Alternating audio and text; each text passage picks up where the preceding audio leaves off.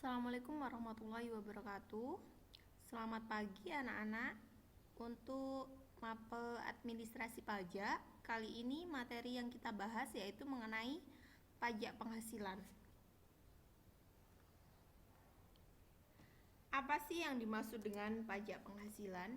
Yaitu pajak yang dikenakan terhadap subjek pajak penghasilan atau penghasilan yang diterima atau diperoleh dalam tahun pajak. Pajak penghasilan merupakan jenis pajak progresif yang berarti makin tinggi pendapatan yang diterima oleh wajib pajak, maka akan dikenakan lapis tarif pajak yang lebih tinggi pula, sesuai dengan ketentuan yang diatur dalam Undang-Undang Nomor 36 Tahun 2008 tentang pajak penghasilan. Tarif pajak penghasilan untuk wajib pajak pribadi dibedakan dengan wajib pajak badan. Ya, di sini tadi udah dijelaskan, yaitu pajak penghasilan adalah pajak yang dikenakan terhadap subjek pajak penghasilan atau penghasilan yang diterima atau diperoleh dalam tahun pajak atau 12 bulan, dalam waktu 12 bulan. Fungsi dari pajak yaitu yang pertama yaitu pendapatan negara. Fungsi pajak penghasilan tidak terlepas dari tujuan pajak. Sementara tujuan pajak tidak terlepas dari tujuan negara yang terdapat dalam APBN. Berikut merupakan fungsi dari pajak. Yang pertama tadi pendapatan negara. Yang kedua yaitu alat pengatur kegiatan ekonomi atau fungsi regulasi. Alat pengatur kegiatan ekonomi berarti pajak dapat digunakan pemerintah untuk mengatur kegiatan ekonomi. Misalnya, jika pemerintah ingin meningkatkan daya saing barang dalam negeri, pemerintah bisa menurunkan tarif pajak ekspor, sehingga barang dalam negeri bisa dijual dengan harga yang lebih murah. Jika harga barang lebih murah, negara lain lebih tertarik untuk membeli barang di Indonesia. Akan tetapi, jika pemerintah ingin melindungi industri dalam negeri, pemerintah dapat menaikkan tarif pajak impor bagi barang-barang yang sudah diproduksi dalam negeri. Yang ketiga yaitu alat pemerataan pendapatan atau fungsi distribusi. Apa yang dimaksud dengan fungsi distribusi? Yaitu pajak yang sudah menjadi pendapatan utama negara itu digunakan untuk membiayai pengeluaran rutin dalam pembangunan. Jadi penggunaan pajak untuk pembangunan harus dilakukan secara merata atau ke seluruh tanah air, atau dari Sabang sampai Merauke itu harus menikmati pajak. Selanjutnya yaitu alat untuk menstabilisasikan ekonomi atau fungsi stabilisasi. Pajak dapat digunakan untuk menstabilkan keadaan ekonomi. Misalnya, dengan menetapkan pajak yang tinggi, pemerintah dapat mengatasi inflasi karena jumlah uang yang beredar dapat dikurangi. Sedangkan supaya untuk mengatasi deflasi atau kelusuan ekonomi, maka pemerintah dapat menurunkan pajaknya. Selanjutnya yaitu dasar hukum pajak penghasilan. Dasar hukum pajak penghasilan itu sesuai dengan Undang-Undang Nomor 28 Tahun 2007 tentang Ketentuan Umum dan Tata Cara Perpajakan. Kemudian Undang-Undang Nomor 36 Tahun 2008 tentang perubahan keempat atas Undang-Undang Nomor 7 Tahun 1983 tentang pajak penghasilan.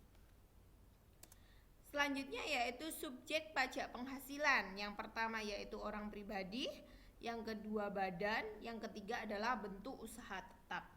Yang dimaksud dengan bentuk usaha tetap yaitu bentuk usaha yang digunakan oleh orang pribadi yang tidak bertempat tinggal di Indonesia atau berada di Indonesia tidak lebih dari 183 hari dalam jangka waktu 12 bulan atau badan yang tidak didirikan dan bertempat kedudukan di Indonesia untuk menjalankan usaha dan melakukan kegiatan di Indonesia. Kemudian yang bukan termasuk subjek pajak penghasilan, yaitu yang pertama ya adalah Badan Perwakilan Negara Asing. Yang kedua, pejabat perwakilan diplomatik dan konsultan atau pejabat-pejabat lain dari negara asing dan orang-orang yang diperuntukkan kepada mereka yang bekerja pada dan bertempat tinggal bersama mereka dengan syarat bukan warga negara Indonesia. Yang ketiga yaitu organisasi internasional yang ditetapkan oleh keputusan Menteri Keuangan dengan syarat Indonesia ikut dalam organisasi tersebut. Contohnya WTO, FAO, UNESCO, dan lain-lain. Yang keempat yaitu pejabat perwakilan organisasi internasional yang ditetapkan oleh keputusan Menteri Keuangan dengan syarat bukan warga negara Indonesia dan tidak memperoleh penghasilan dari Indonesia. Di sini ada juga yang dimaksud dengan perbedaan wajib pajak dalam negeri dan wajib pajak luar negeri. Nah, di sini dibedakan atas subjek pajak penghasilan orang pribadi dalam negeri dan subjek pajak orang atau subjek pajak orang penghasilan di luar negeri.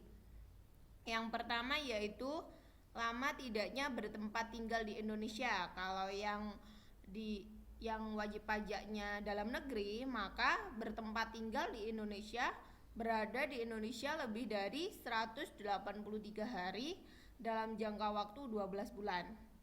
Sedangkan yang untuk luar negeri itu tidak bertempat di Indonesia, berada di Indonesia tidak lebih dari 183 hari dalam jangka waktu 12 bulan atau dalam 1 tahun. Yang kedua yaitu penghasilan yang dikenakan pajak. Penghasilannya yang dikenakan pajak yang dalam negeri yaitu penghasilan yang diterima atau diperoleh dalam Indonesia dan dari luar negeri. Yang untuk luar negeri berarti penghasilan yang diterima atau diperoleh dari sumber penghasilan di Indonesia. Jadi tetap ada sumber penghasilannya di Indonesia, tapi dia itu bukan orang Indonesia. Yang ketiga adalah tarif pajak. Tarif pajaknya untuk dalam negeri itu dihitung berdasarkan penghasilan neto dengan tarif umum atau tarif umum PPh pasal 17. Yang kedua, kalau luar negeri berarti berdasarkan penghasilan bruto atau KATOR dengan tarif sepadan atau tarif PPh pasal 26. Yang keempat yaitu penyampaian SPT. Kalau wajib pajak dalam negeri itu wajib menyampaikan SPT atau PPh untuk menentukan pajak yang terhutang dalam 1 tahun pajak. Yang kalau luar negeri itu tidak wajib. Karena kewajiban pajaknya itu sudah dipenuhi melalui potongan pajak yang bersifat final tadi yang pasal 26.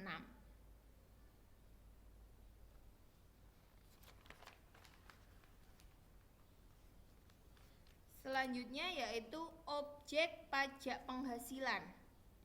Apa yang dimaksud dengan objek pajak penghasilan? Yaitu setiap tambahan kemampuan ekonomis yang diterima atau diperoleh wajib pajak baik yang berasal dari Indonesia maupun dari luar negeri yang dapat dipakai untuk konsumsi atau untuk menambah kekayaan wajib pajak yang bersangkutan dengan nama dan dalam bentuk apapun. Adapun yang termasuk objek pajak penghasilan itu seperti imbalan atau penggantian berkenaan dengan pekerjaan atau jasa yang diterima, meliputi upah, gaji, tunjangan, honorarium, komisi, bonus, dan lain-lain. Yang kedua yaitu hadiah yang berasal dari undian, itu juga dikenakan pajak. Yang ketiga, laba yang dihasilkan dari suatu negara. Yang keempat, adanya keuntungan karena penjualan atau pengalihan harta. Yang kelima, penerimaan kembali pembayaran pajak yang telah dibebankan sebagai biaya dan pembayaran tambahan pengembalian pajak. Yang keenam, bunga yang meliputi bunga premium, diskonto, dan imbalan karena jaminan pengembalian utang. Yang ketujuh, dividen dengan nama dan bentuk apapun. Nanti bisa dicari sendiri ya. Oke, terima kasih.